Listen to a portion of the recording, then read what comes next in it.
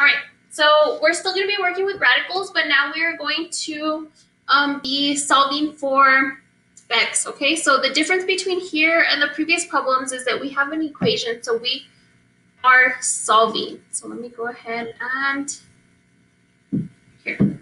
Okay, so this is the equal sign, so that means that we're solving for x.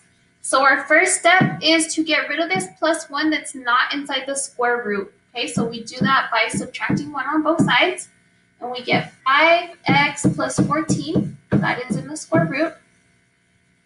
The plus 1 cancels out, and we're just equal to 4 minus 1 is 3.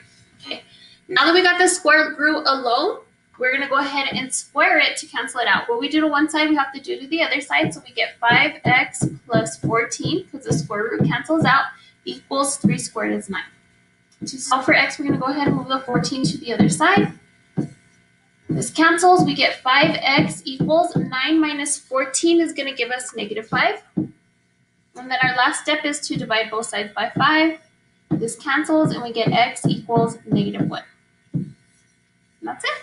Okay, so let's go ahead and try another problem.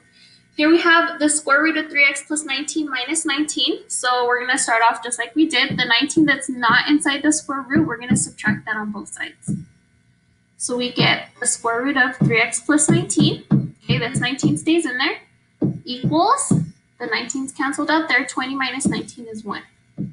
Then our next step is to square both sides. Okay, and we get 3x plus 19 equals 1 squared is 1. Okay, then to solve for x, we're going to subtract 19. What we do to one side, we have to do to the other side. So this cancels out, and we get 3x equals 1 minus 19 gives you negative 18. Then our last step is to divide by 3.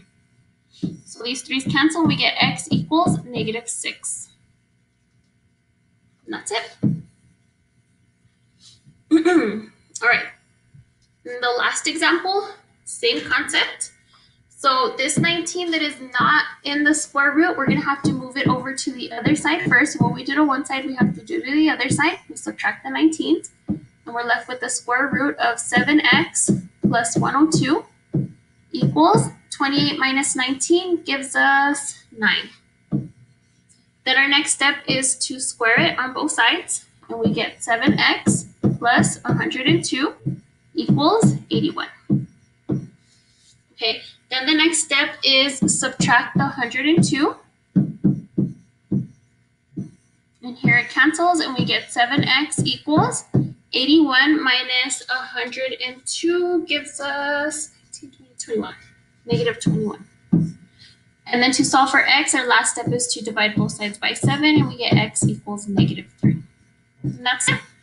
So you guys have your assignment on Delta Math. Thank you guys. We will see you tomorrow. Bye.